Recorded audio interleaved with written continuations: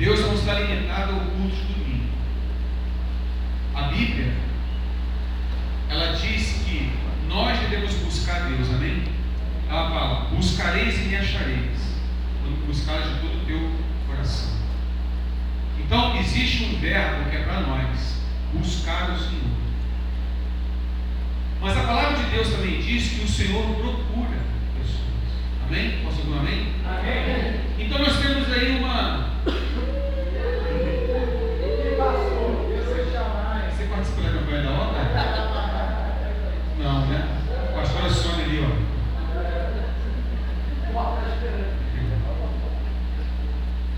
Mas a palavra de Deus diz que o Senhor procura. Ele procura quem? É sério. Procura a pastora Sônia e fala: quando você pode ofertar hoje? É sério mesmo. Tem mais alguém lá na sala? Não, se tiver, tem jeito. Somos escolhidos. Se é verdade que nós temos que buscar ao Senhor, é verdade também que o Senhor está procurando a gente. Amém? Nesse verbo buscar, que é a nossa parte, nós temos algumas responsabilidades. E nesse verbo, o Pai procura, o Pai tem suas responsabilidades e nós temos uma responsabilidade. Porque a vontade de Deus é que nós busquemos a Ele e nós sejamos encontrados nele. A Bíblia fala que o Pai procura verdadeiros adoradores. Jesus falou para a mulher samaritana que ela adorava quem ela não conhecia. Essa foi uma palavra muito forte. Vós adorais quem não conheceis. Eu vou dizer para vocês: não tem como você adorar alguém que você não conhece. A adoração pessoal, familiar ou na igreja, na comunhão do corpo, ela depende que primeiramente você o conheça. Então nós temos que conhecer aquele que nós levantamos a mão. Nós temos que conhecer aquele que nós falamos: toda a honra, toda a glória sejam dados a ti. Para quem nós estamos falando isso? Para quem nós estamos levantando a mão? Para quem nós estamos dizendo palavras de exaltação? Nós conhecemos ou não conhecemos? Porque eu vou falar para você: uma adoração a uma pessoa que você não conhece não tem efeito. Por isso há uma convocação da parte de Deus para a sua igreja, para eu primeiramente, para o pastor Márcio primeiramente, para a família do pastor Márcio em primeiro lugar. Há uma convocação da parte de Deus para a liderança dessa igreja em segundo lugar, para aqueles que têm o nome de líderes. Em outra instância, há uma convocação no coração de Deus para aqueles que são membros dessa igreja, que fazem parte desse corpo local. E essa convocação é conhecê-lo. Nós precisamos conhecer a Deus. A Bíblia fala: como as águas cobrem o mar, a terra será cheia do conhecimento da sua glória. Note, não é conhecer uma teoria bíblica, não é conhecer uma religião. Está ligado aqui? Não é conhecer a teologia, é conhecer a sua glória. E há uma diferença muito grande entre conhecer a teologia, conhecer algumas bases bíblicas, conhecer a palavra teologicamente falando, de conhecer a glória de Deus. Amém? E aí, a Bíblia também fala que Cristo em vós é a esperança da glória. Então eu posso entender que conhecer a glória de Deus é conhecer a Cristo. conhecemos a Cristo, nós conhecemos a glória de Deus.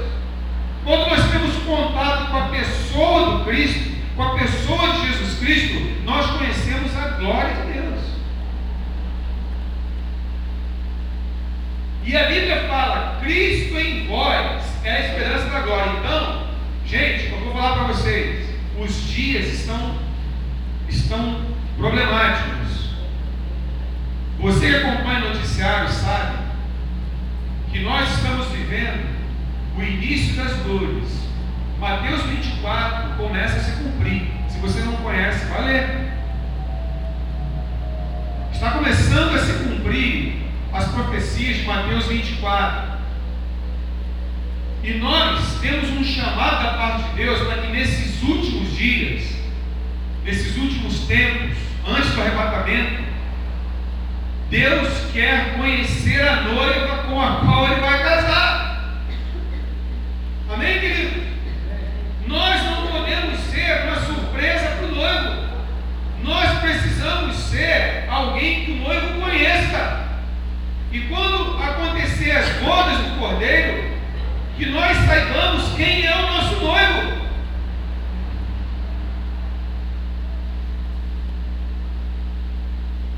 Não é possível que Jesus case com alguém que ele não conheça. E nós somos a noiva do Cordeiro. E Deus tem. O casamento está se aproximando.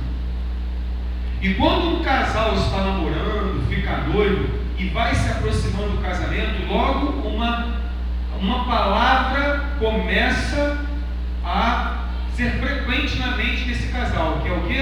A intimidade. Conforme vai chegando o casamento, a lua de mel, eles começam a pensar onde vai ser a lua de mel, como vai ser.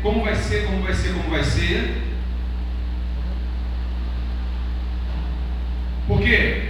Como vai ser quando chegar a hora da permissão da intimidade?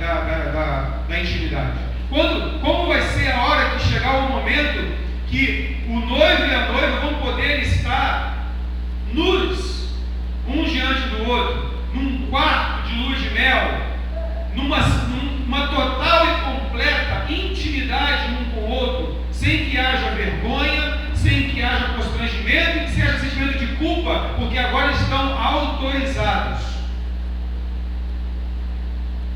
A mesma coisa, Jesus com a sua noiva, está chegando o momento das bodas do Cordeiro. Quantos pode dizer glória a Deus? E nós, a noiva, somos a noiva do Cordeiro, que vamos participar das bodas, e nós estamos sendo preparados para esse momento, onde nós vamos vê-lo face a face. É o que diz a palavra. Você vai ver o Cordeiro face a face. Você vai estar na intimidade da pessoa de Jesus Cristo. Você vai estar habitando no Santo dos Santos, no céu, com Jesus, desfrutando da sua presença. Hoje, como diz a palavra, nós vemos em parte, nós vemos como que sombras, mas chegará um dia em que nós vamos vê-lo perfeitamente. Essa intimidade, é esse chamado, para que Cristo seja a glória em nossas vidas. E para que essa glória em nossas vidas seja a esperança para o mundo. As pessoas não querem mais ir para a igreja. Por quê? Porque elas querem ver a igreja. As pessoas estão saturadas de hipocrisia. Elas estão saturadas de ver alguém levantar a mão num culto e chegar no dia seguinte fazendo diametralmente oposto àquilo que ela profetizou no meio da congregação. As pessoas estão cansadas de ver pessoas que detêm o nome de crentes, cristãos, tendo um comportamento de santidade numa reunião, tendo um comportamento de vestimento numa reunião, e sai daquela reunião, vai para o trabalho, vai para o seu familiar, tem um comportamento completamente diferente. As pessoas não querem mais isso, elas querem alguém que lhes mostre a glória de Deus. E para alguém mostrar a glória de Deus, é necessário que essa pessoa seja íntima de Deus. E eu quero que você abra comigo a Bíblia em Mateus capítulo 6, versículo 5. Eu eu quero falar sobre 3 fundamentos. Se você gosta de anotar, eu gostava de anotar quando eu ficava aí no seu lugar.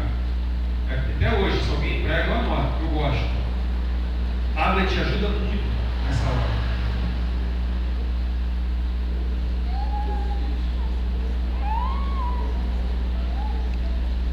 Mateus capítulo 6, versículo 5. E quando orares,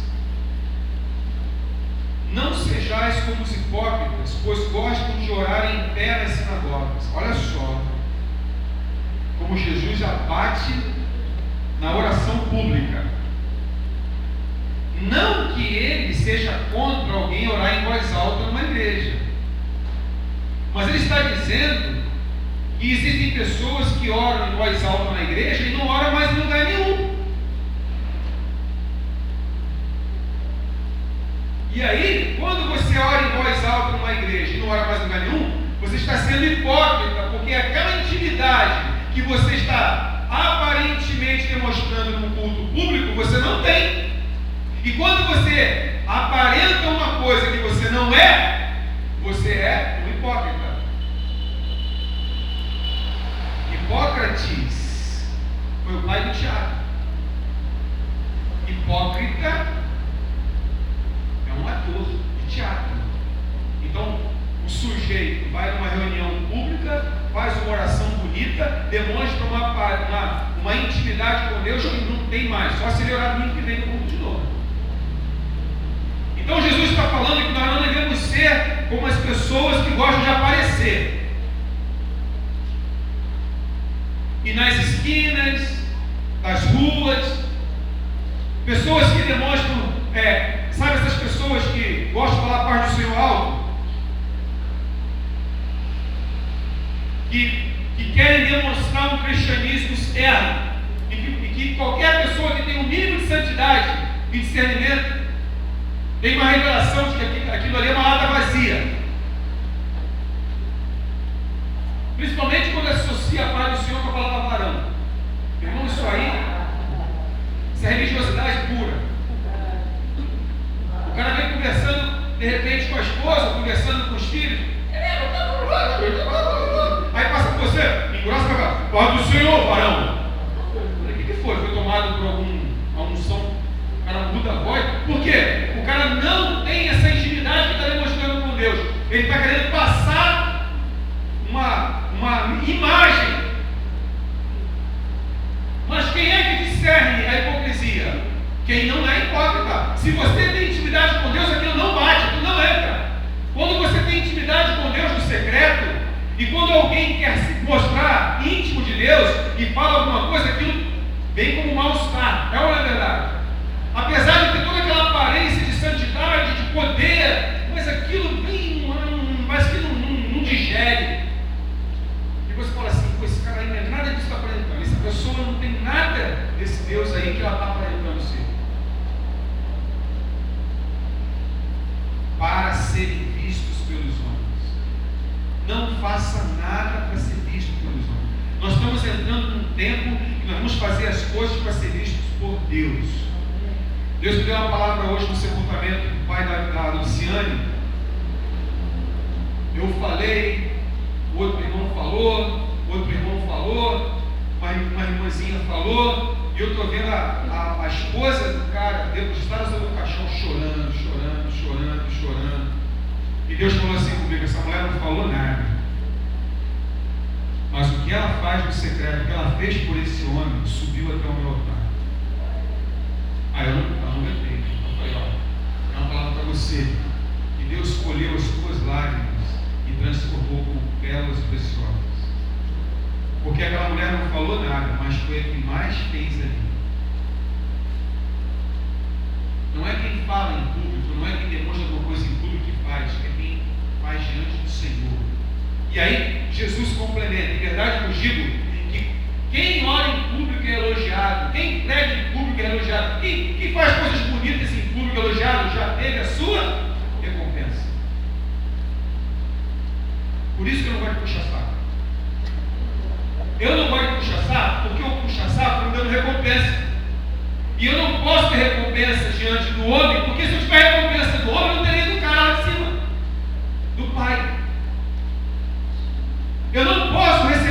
recompensa do humano, porque a recompensa do humano bloqueia a recompensa do divino. E o puxa-saco, ele tira a recompensa do pai. Ele recompensa o líder, ele recompensa o discipulador, ele recompensa a paternidade espiritual, dando recompensa àquelas pessoas, impedindo que o pai as recompense. Se você gosta de ser elogiado em público, se você gosta de alguém que puxa saco, gente, você está impedindo a recompensa de Deus no caminho. Eu não sei o que é pior, quem puxa saco, o puxa saco, ou quem gosta de ser bajulado. Eu não sei. Mas aí Jesus fala assim: tu igreja, tu noiva, você que tem o nome de crente, você que diz paz do Senhor para todo mundo, você que a rua toda sabe que você é crente, a tua família toda sabe que você é cristão, cristã, tu crente, tu cristão, cristã, quando orares, entra no teu quarto, diga, entra no teu quarto. Segunda coisa, fecha a porta, diga, fecha a porta. E aí você vai fazer uma oração secreta. Porque a bênção não vem de homens, a bênção vem de Deus. E quando você quer aparecer para homens, será recompensado por eles. Glória a Deus. Eu não sou uma pessoa muito elogiada. Glória a Deus. Eu não sou muito simpático nesse sentido. Aliás, eu não faço nada para ser elogiado. Quando alguém começa a elogiar, tem uma coisa errada. Eu falo, acho que eu estou sendo duro, acho que eu tenho que ser um pouco mal educado, acho que eu tenho que endurecer. Mas que pastor chato, duro. Tá bom, aí ficou legal. Deixa o elogio para Deus. Gente, elogios de homens normalmente é fermentado. Normalmente tem segundas intenções. É o fermento. Agora, o elogio de Deus tem puro. Quando Deus te exalta, meu irmão, eu sempre falei isso no meu ministério, porque muitos já quiseram me derrubar. E eu sempre falei assim: quando Deus levanta um sujeito, meu irmão, se Deus levantou o cara, vão se levantar 1000 pessoas para derrubar. Ninguém consegue derrubar o cara. Agora tem uma coisa: quando Deus quer derrubar alguém, vão levantar 10 mil para tentar segurar e não vai conseguir, porque quando Deus derruba, derruba. Então o negócio é com Deus. Agora, por que ele manda você entrar no quarto? Por quê? Porque quando nós falamos em buscar a Deus, note bem, o Pai está procurando. Esse é o verbo do Pai, procurar, né? Qual é o nosso verbo? Buscar. O nosso verbo é buscar. Buscareis e me achareis. Então, eu tenho que buscar. Dentro desse buscar, ele manda eu entrar no quarto. E o que quarto me ensina? Por que Deus está mandando? Por que Jesus não mandou eu ficar na sala? Por que ele não mandou ir para o quintal? Por que ele não mandou ir para uma floresta? Ele falou: entra no teu quarto. O que ele está falando para mim e para você que somos igreja? Eu preciso ser íntimo de você. Quarto é lugar de intimidade. Quarto é lugar da noiva e do noivo. Se Jesus vai casar comigo, que sou a sua noiva, então ele está me preparando para a intimidade. Está começando a ter intimidade comigo. Eu não posso estranhar o céu. Imagina, eu sou arrebatado. Quem é você? Eu sou Jesus. Qual é você, Jesus? 40 anos crente na igreja, eu nunca conheço. Imagina se nós vamos casar com o noivo e não conhece o noivo. Imagina acontecer com a gente, por exemplo, aconteceu com Jacó. Que pessoa que estava casando com Raquel, embriagou, ficou bêbado, entrou para a câmara da lua de mel, teve relações sexuais, e quando acordou, olhou para quem era? Não era Raquel, era Lia. Imagina, o cara acordar depois da lua de mel com a mulher errada.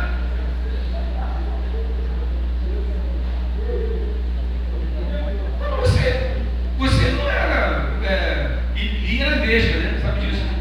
Aí acorda assim. Ele estava de ressaca, dor de cabeça, bebeu uma. Assim, será que a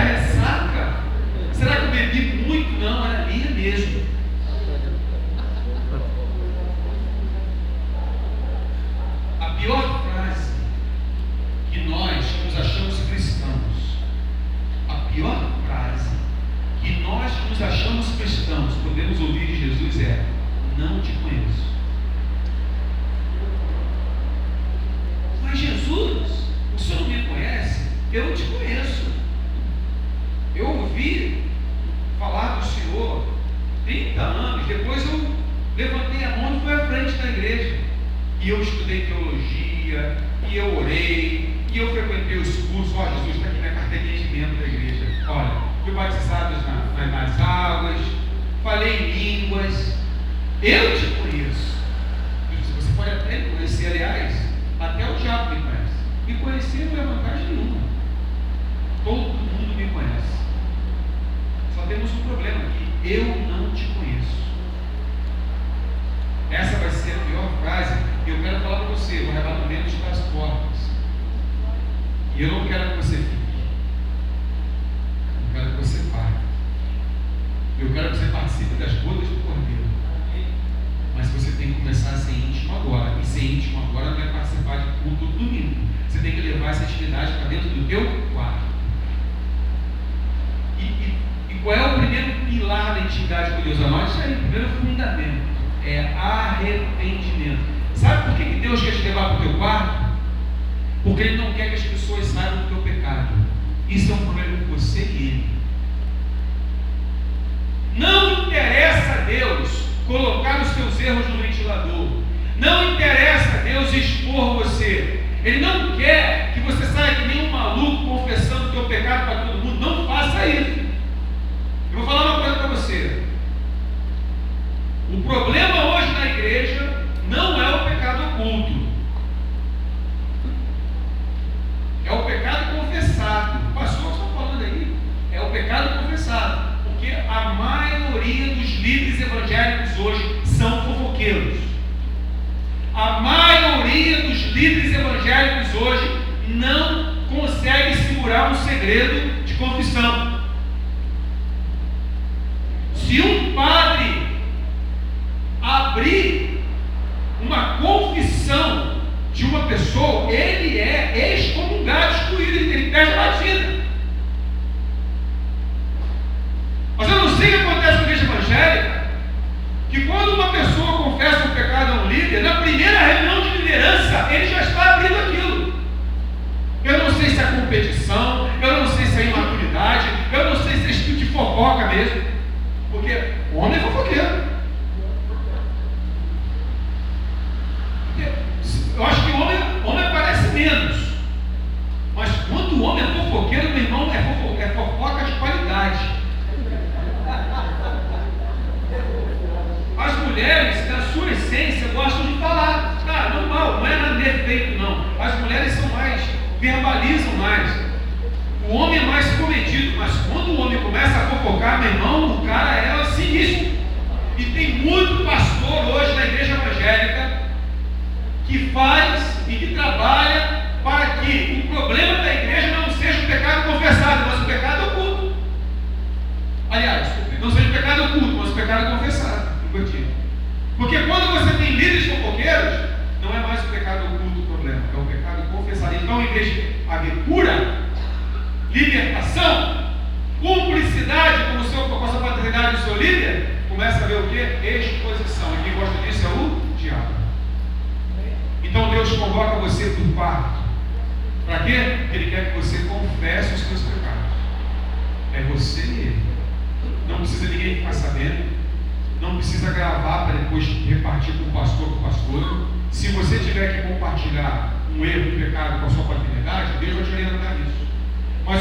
Mas a prioridade não é essa. A prioridade é você e Deus no teu quarto.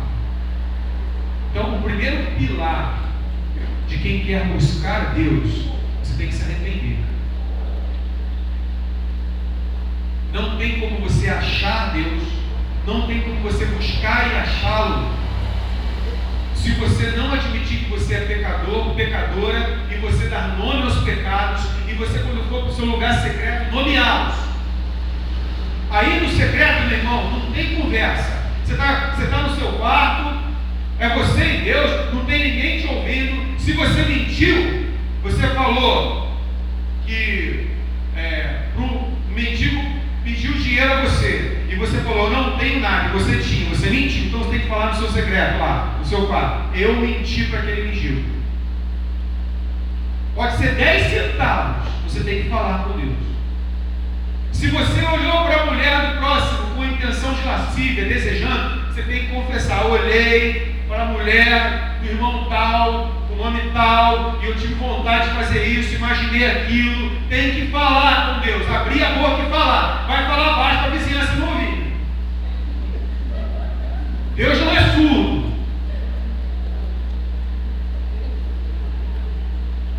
Então é secreto. Você tem que abrir o seu pecado. Você tem que falar com Ele as tuas mazelas. Você tem que abrir os pensamentos ruins que passaram na tua mente, os desejos errados. Você tem que abrir para Ele o que você falou que não deveria ter falado.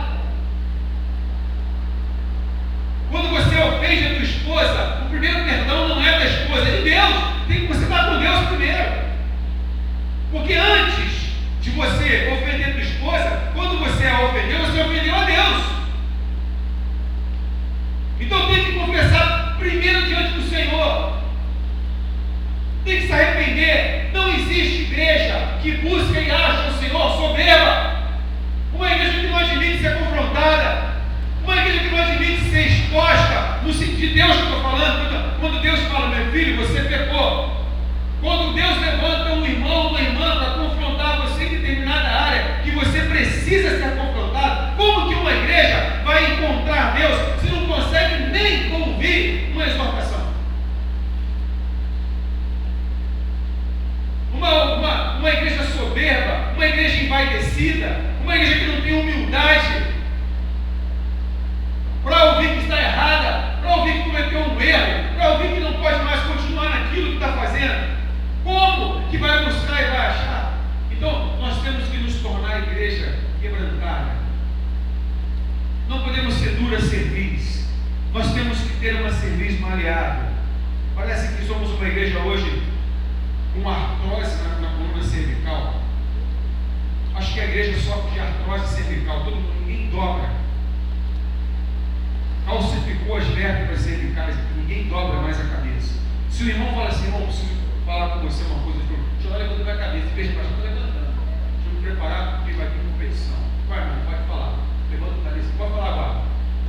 O cara não está falando, não, está com medo.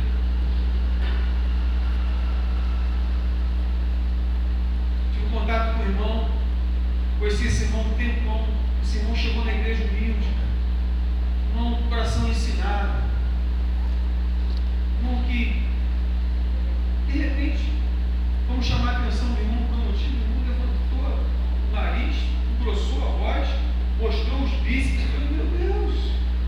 Sabe quando o macho vai ter o seu território confrontado, ele começa a liberar adrenalina? Só faltou rosnar para mim.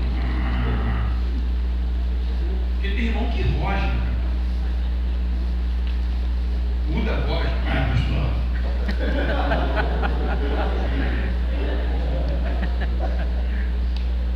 Eu vi um artigo na internet de um cara que foi viver no meio dos lobos. Não sei se você viu isso. Aí o cara dividindo carne crua com os lobos e ele aprendendo a rosnar quando o lobo vinha roubar a carne dele. Aí ele aprendeu assim. Aí os lobos começaram a levar a sério o cara. Foi o cara que aprendeu a rosnar. Tem irmão que chega assim: irmão, eu quero ficar com você. Estamos disputando um pedaço de carne.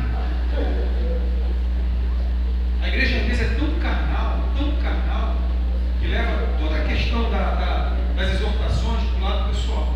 Não podemos ser assim. Uma igreja que está buscando a Deus e quer achá-lo é uma igreja que vai abrir o seu coração para ser confrontada. O Senhor está aqui, pode me confrontar. Ninguém está falando com a gente de desrespeito, ninguém está autorizado a desrespeitar, ninguém está autorizado a ofender, ninguém está autorizado a ser antibíblico, mas todos estão autorizados a exortar uns aos outros. Está falando? Exortar uns aos outros, admoestar uns aos outros. Nós deveríamos ser humildes o suficiente para entender que quanto mais admoestação estão nos fazendo, mais Deus nos ama. Porque se eu estou sendo admoestado e confrontado, é porque eu estou no foco de Deus. Pior do que se sentir desprezado por Ele. Escreveu aí? Primeiro princípio: quebrantamento, confissão de pecado. Sabe, gente, vai começar uma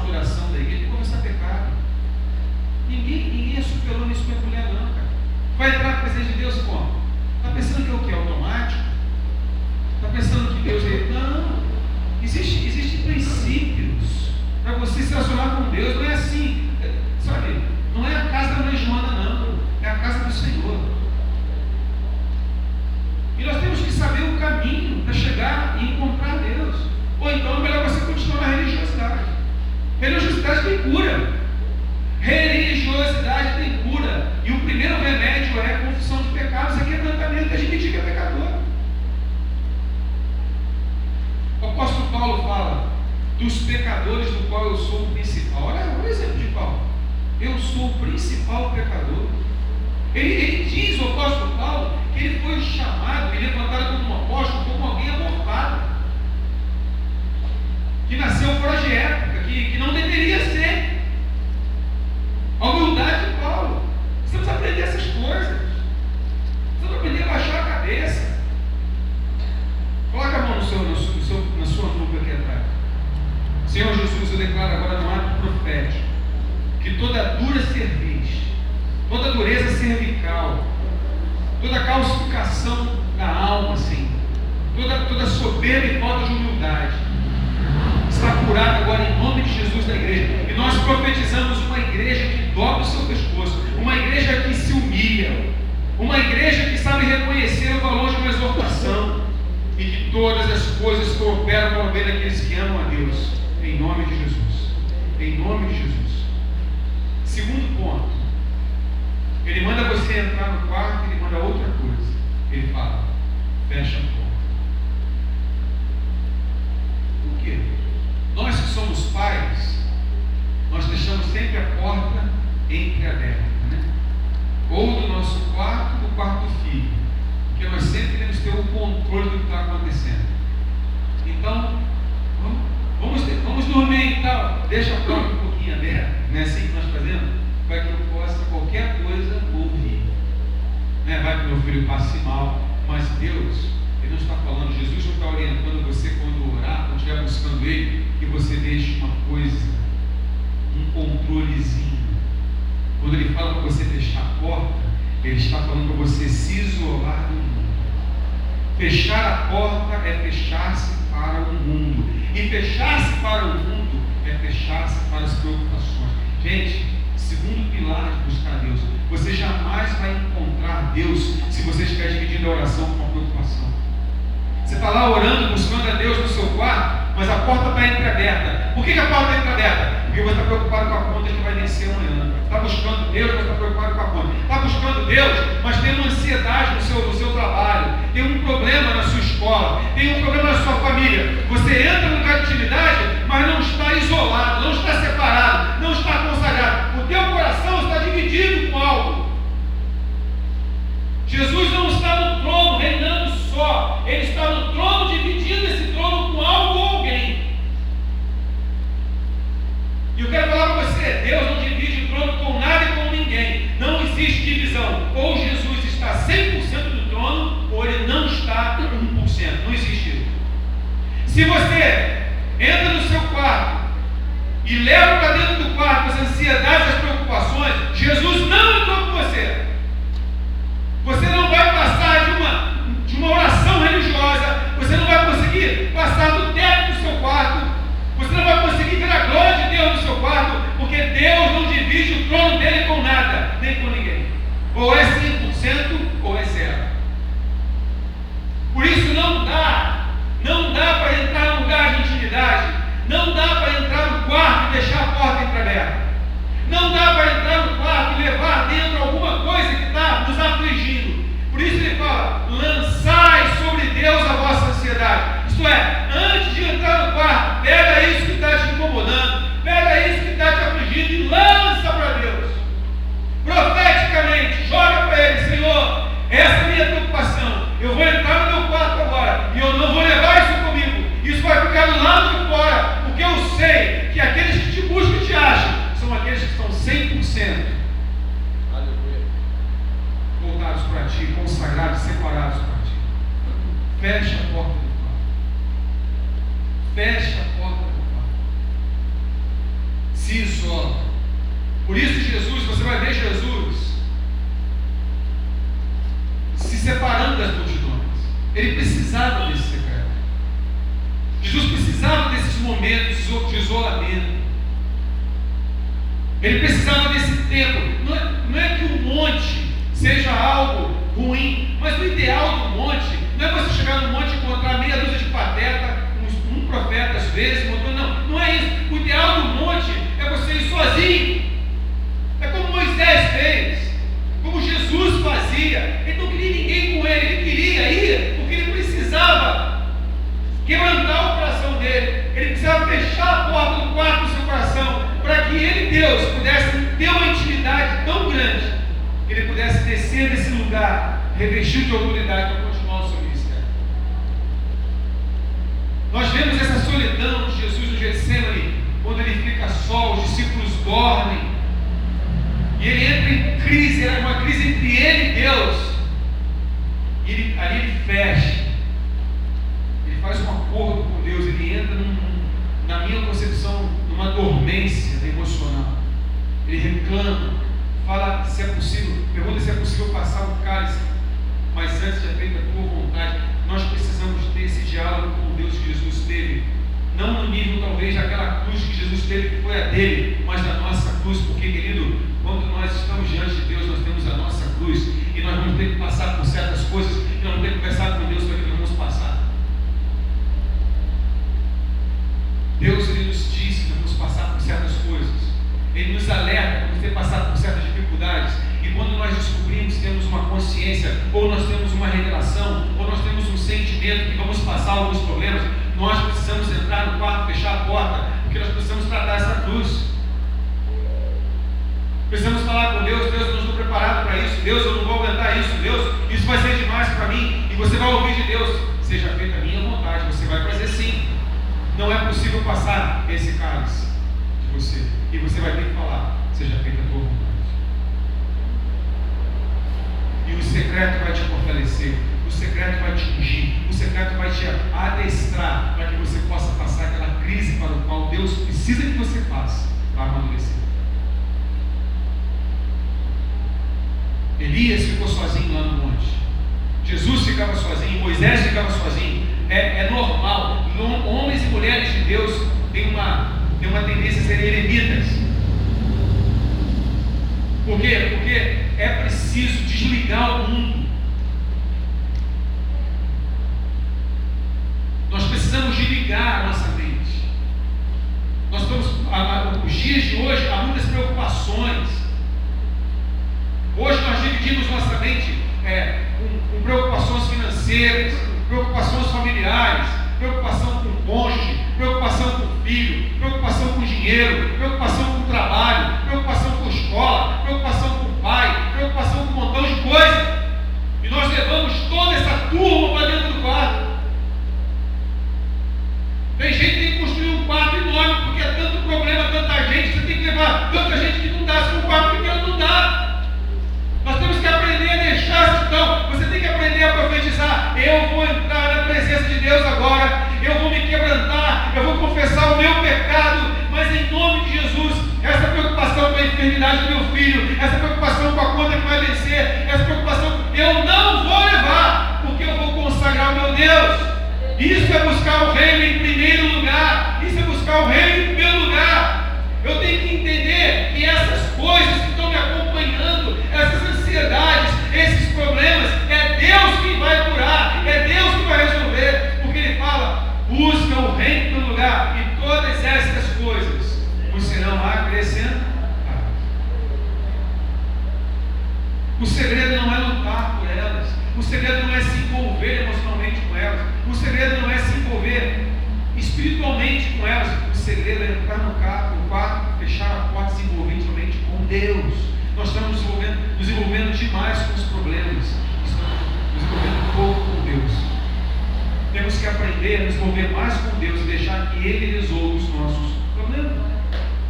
A igreja está no caminho errado. Nós estamos sendo deuses. Nós estamos tomando o lugar de Deus. Quando você controla, quando você resolve, quando você está querendo, você está tomando o lugar de Deus. Mas quando você entra no quarto, confessa o teu pecado. Deus não peca. Se você confessa o teu pecado, você não é Deus. Mas se você fosse Deus, não pecaria. primeira coisa que acontece quando você confessa o seu pecado é que você deixa a divindade de lado. Esse negócio de você achar que você é Deus. A segunda coisa que acontece quando você chega e fala: Senhor, eu vou fechar a porta do quarto, fica lá fora agora, porque eu quero conversar contigo. Deus então se torna o primeiro na tua vida. Não é o dinheiro. Gente, entenda. Em relação à obra de Deus, família é prioridade. Em relação a Deus, quando você entra no teu quarto secreto, a tua esposa não pode entrar com você, teu filho não pode entrar com você, o dinheiro não pode entrar com você, ninguém pode entrar com você, porque Deus é primeiro, tem que ser primeiro. Como que você vai edificar a tua esposa se você não colocou Deus no lugar dele? Como que você vai edificar o teu marido se você não ouve Deus no seu secreto? Como que você vai abençoar o teu filho se você não ouve o plano de Deus para o coração dele para o seu filho? Como que ele vai te dar as estratégias das finanças se você não ouve Deus? Irmão, o que é a religiosidade? A religiosidade é quando você não ouve Deus e está resolvendo os seus problemas. A religiosidade é quando você vem aqui e adora no domingo, mas amanhã quem resolve o problema é você. É você que vai se cascar. É você que vai resolver. É você que vai solucionar. É você que vai se estressar. É você que vai perder o sono, porque é você que está no controle. Religiosidade é isso. Agora, o que é cristianismo? Cristianismo é assim: olha só, se eu tenho aqui esse problema, o teu altar, assim, eu estou desfazendo dele, porque eu estou aqui por tua causa. Eu não quero levar isso. Isso aqui não está no meu coração agora. No meu coração para o Senhor. Então, o que eu quero falar? Quando você fala o nosso verbo buscar, há dois pilares: arrependimento e quebra da ansiedade. Quando você fecha a porta do quarto, isto é, entra no quarto e fecha a porta. Sim, essa é a nossa parte. Nós entramos no quarto, isso quer dizer pedir perdão pelos pecados, e fechamos a porta. Isso quer dizer que as ansiedades, os problemas ficam lá fora. Aí vem o terceiro pilar, que é a adoração. Queridos, não adianta, irmão, eu fico vendo, chega a ser até engraçado. Você está estressado de um dia de trabalho, cheio de problema na cabeça.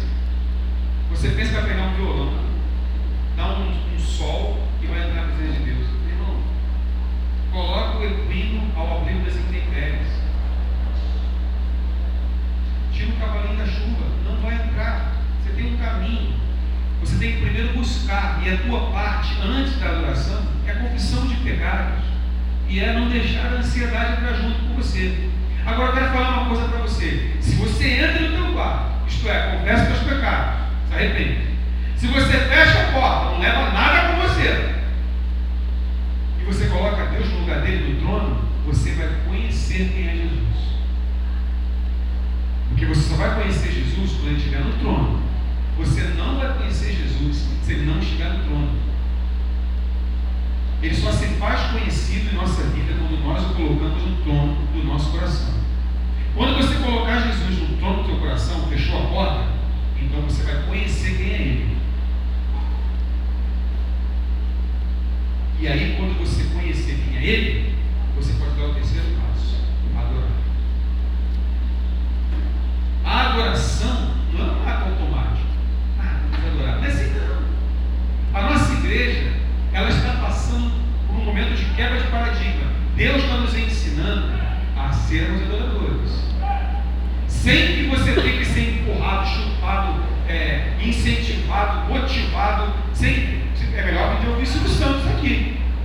Vai ser um motivador de auditório, contrata um animador de auditório. Não é esse o propósito de Deus. O propósito de Deus é que você seja um adorador. E eu estou descobrindo que Deus tem nos falado que por muito tempo nós mimamos a igreja, no sentido de que não tem problema você não ter adorado em casa, não tem problema você não ter orado em casa. Nós vamos consertar isso. Aí domingo pode vir aquele peso por quê? Porque nós temos que fazer o que você tinha que fazer. Aí ficamos 1 hora em intercessão, e vamos de quebrantamento, a pastoração vai ficar rouca, e outro hora, e aquele peso, e declara, profetiza, levanta a mão, pula, põe a bananeira, declara, profetiza com o teu irmão. Aí rompeu. Daqui a pouco agora vem a adoração. Como é que não tem como adorar? Aí tem que ficar ministrando, vamos para a guerra. E os caminhos de Deus é perfeito. E chuta o diabo, e chuta, e cai. Para depois, 9 horas da noite, você rompeu. Aí está hora de acabar a reunião.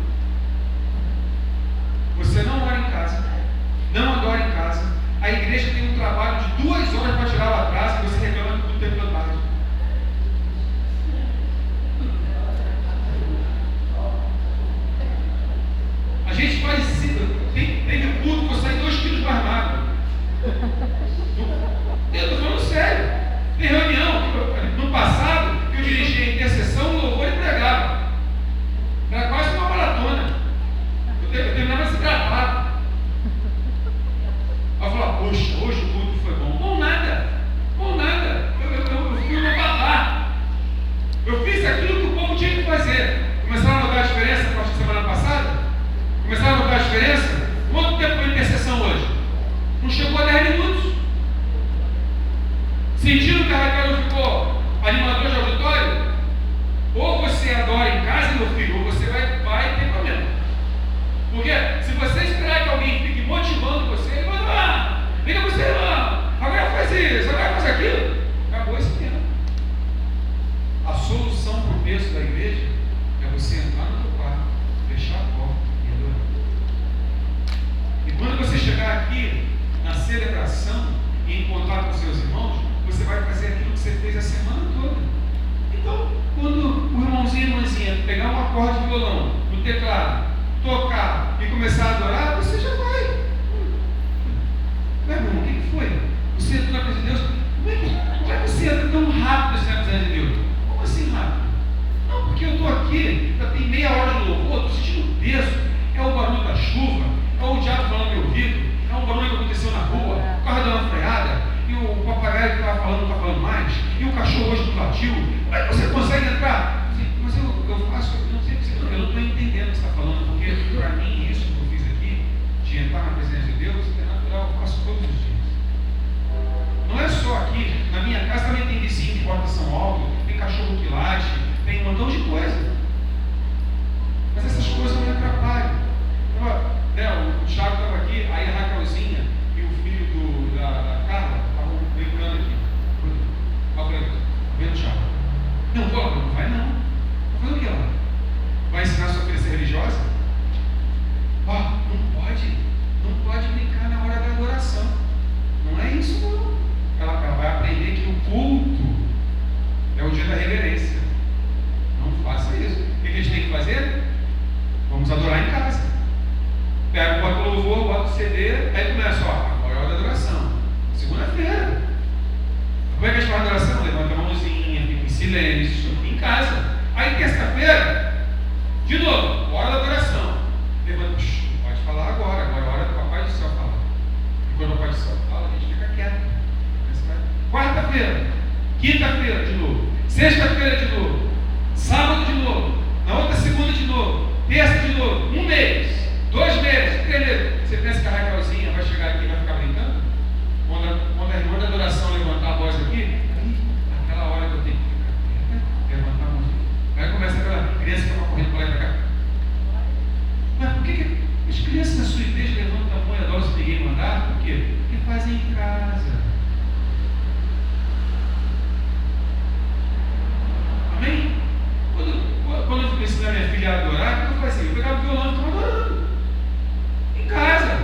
Era normal. Olha que hoje pega o violão e isso, ninguém se fez para ela não. Isso ela aprendeu sozinha na presença de Deus. O que ela faz aqui, gente, isso aqui não é um show não. O que ela faz aqui, ela faz em casa.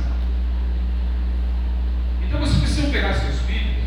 Essa semana, vamos trabalhar com os líderes, com as paternidades. 2 coisas que Deus tem restaurado na sua vida. Primeiro, o seu quarto secreto.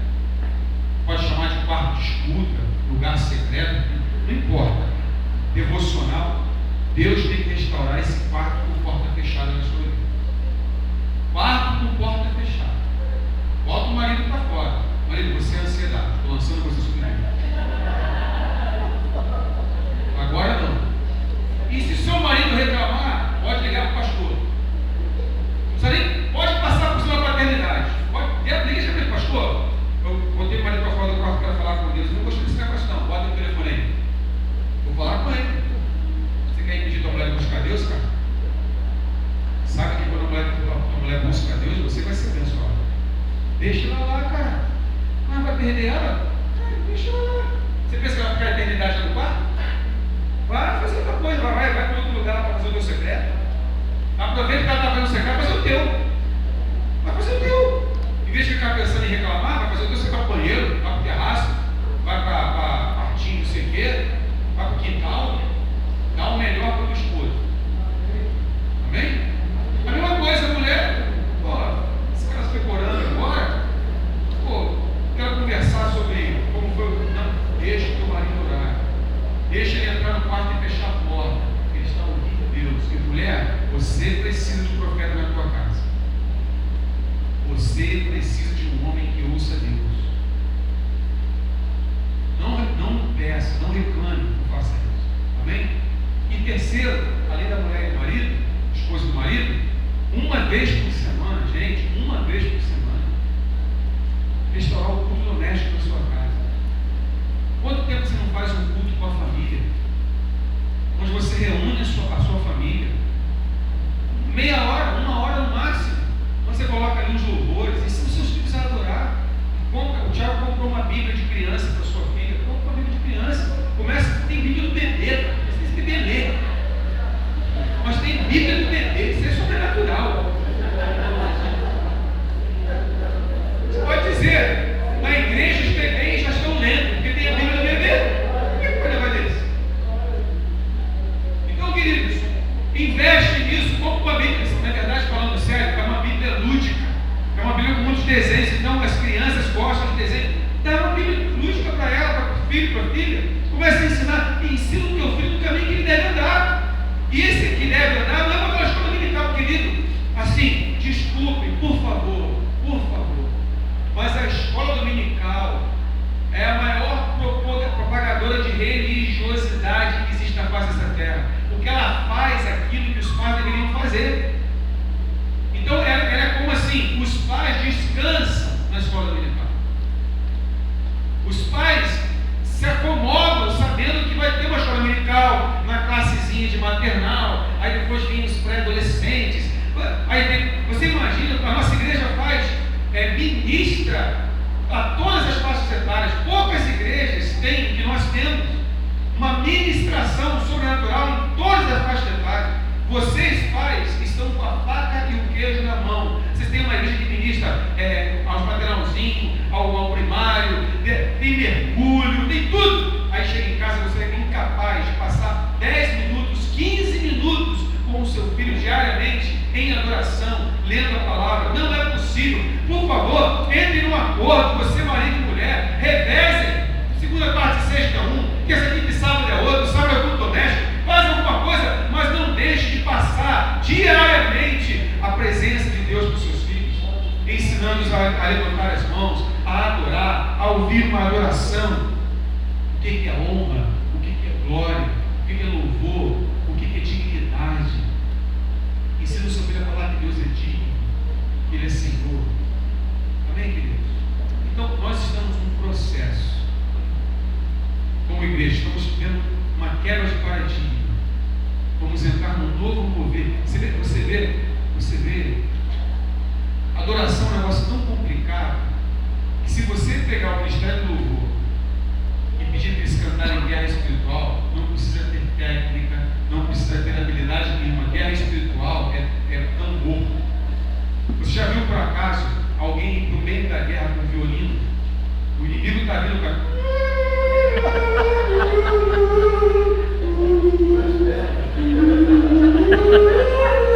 Já viu? O cara vindo lá, o cavalo lança, escuta.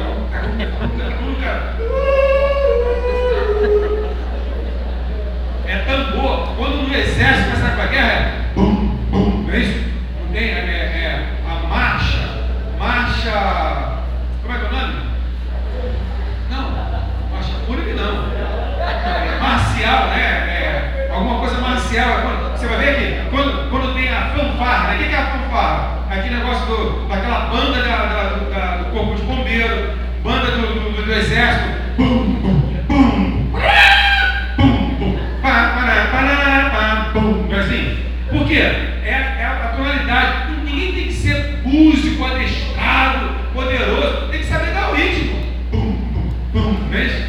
Agora, quando você entra na adoração, acabou a brincadeira. Quando você entra na adoração, os detalhes começam a aparecer.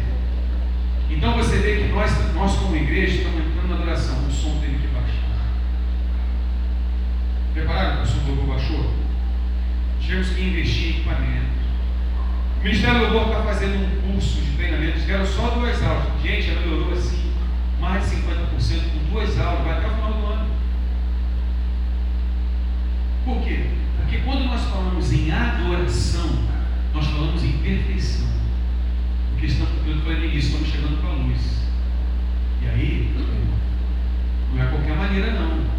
Vai ter que apurar a qualidade técnica do ministério. Vai ter que apurar a qualidade espiritual. Gente, pelo dia ele falou assim para mim: que isso? Eu falei assim: que isso o quê? 20 mil dançarinas aqui na frente. Eu tinha tanta gente dançando, tinha mais dançarina do que espaço. Um chutando o outro, batendo. Que isso? Então, quando é uma coisa assim religiosa, todo mundo dançando, qualquer roupa, dá uns saltinhos para cá, um saltinho para lá, não importa. Se quem está dançando tem vida com Deus, bota uma maquiagem, bota uma roupa, vai dançar. Fala em adoração, não é qualquer um que pode dançar. Quando fala em adoração, é uma pessoa que vai dançar para Deus, aí começa a trazer problema, porque aí a líder começa a falar assim: tem que fazer aquilo. Daqui a pouco você vê duas pessoas dançando. Perfeito.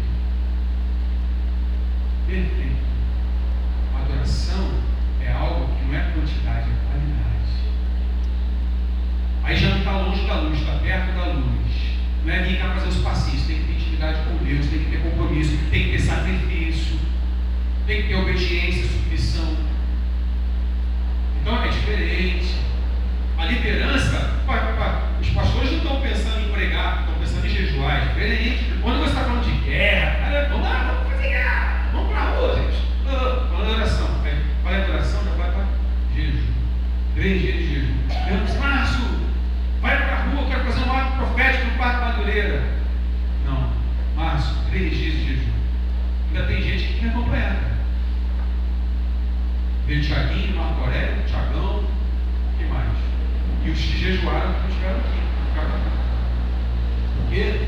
Adoração. Então, queridos, a nossa igreja está entrando num período em que alguns detalhes que nesses anos todos passaram desapercebidos na sua vida vão começar a aparecer. Sabe aquele probleminha que nunca na guerra, na religiosidade nunca foi tocado? Agora vai começar a mexer. Isso aí, mas esse cisco na sua orelha aí, não vale?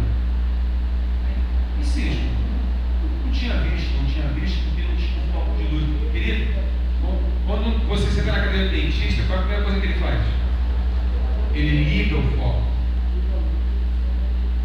Eu quero falar uma coisa para você: não existe cirurgião mais eficaz do que Deus. E sabe qual é o primeiro princípio da cirurgia? Eu sou cirurgião dentista. Sabe qual é o primeiro princípio de cirurgia? Você tem que ver o que você está fazendo. Por isso você vai numa mesa de cirurgia no hospital, tem 12 lâmpadas de alto poder em cima do cara, e lâmpadas em várias posições. Aonde o médico for, ele não perde a visão. Se ele entrar na frente de uma lâmpada, a outra ilumina. Se ele for para cá, a outra ilumina. Ele tem que ver o campo cirúrgico. Deus está fazendo uma operação na tua vida, meu irmão. Ele precisa ver o que está fazendo. E Deus não está vendo essa igreja em detalhes.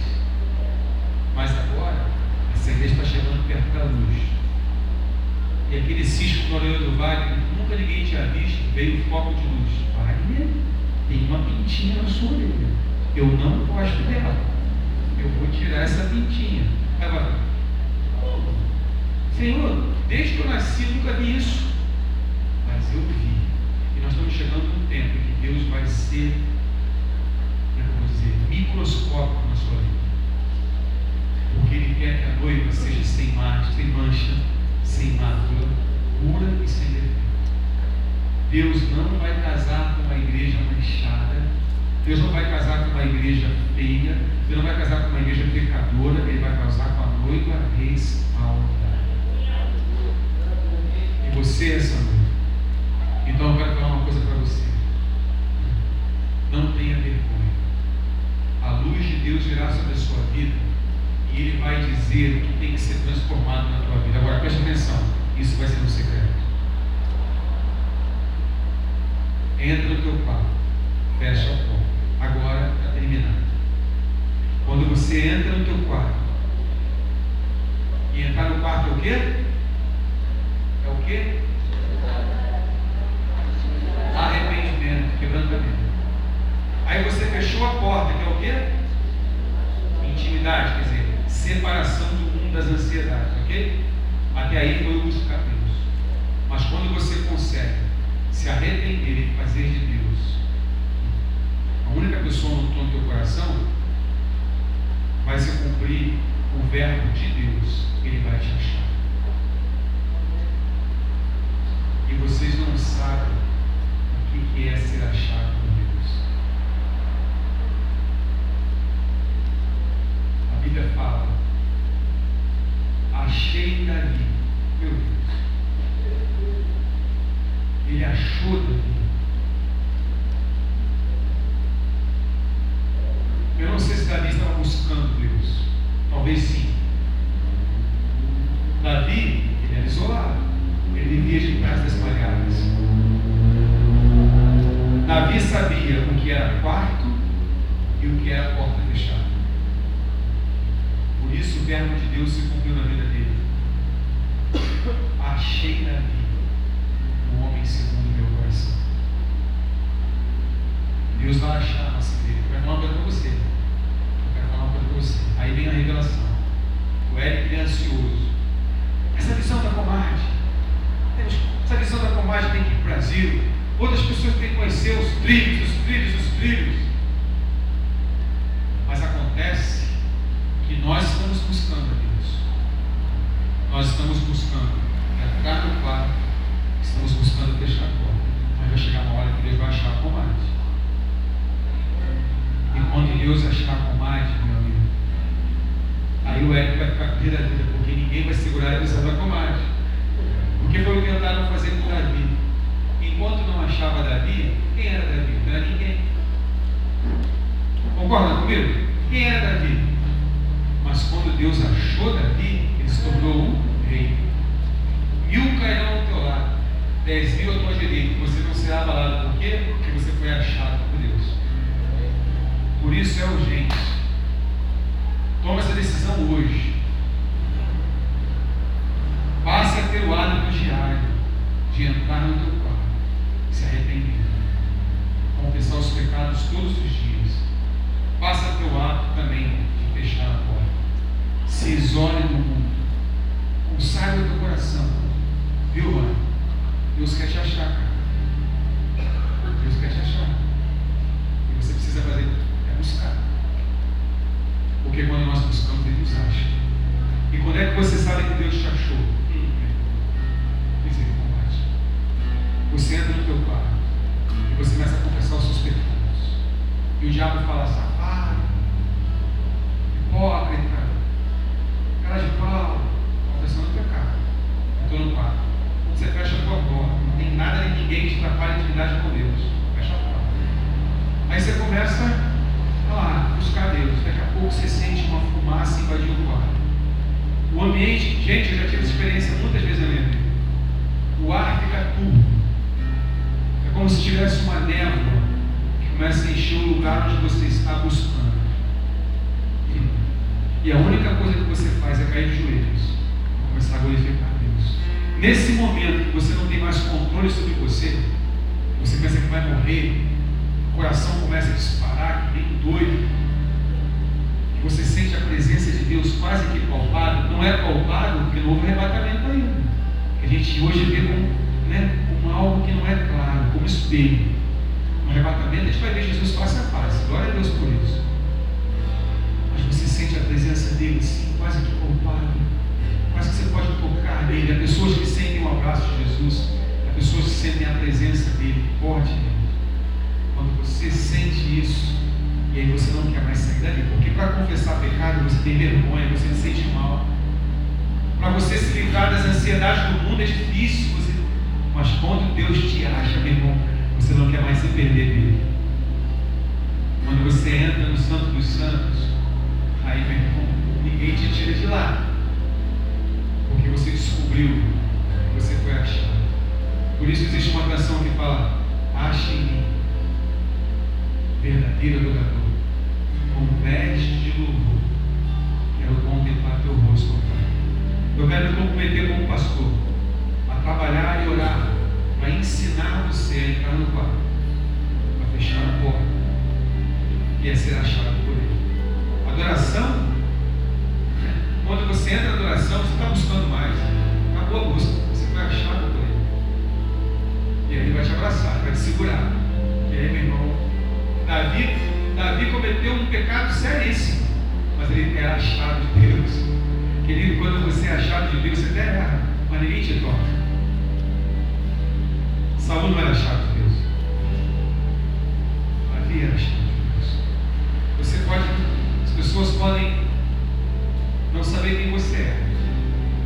Por isso aquela mulher, Eliette, essa mulher é achada de Deus, cara. Cara, Deus não prometeu uma mulher ali, cara. Eu tenho certeza que hoje Deus colocou